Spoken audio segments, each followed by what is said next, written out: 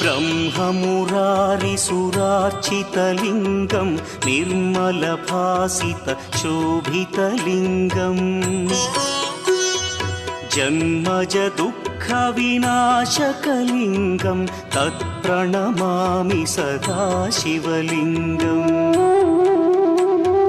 देवमुनिप्रवरार्चितलिङ्गं कामदहन करुणाकरलिङ्गम्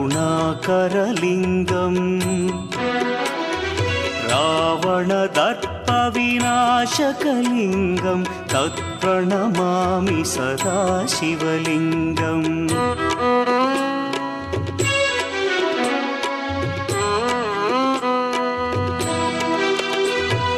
सर्वसुगन्धसुलेपितलिङ्गं बुद्धिविवर्धनकारणलिङ्गं सिद्धसुरासुरवन्द्यं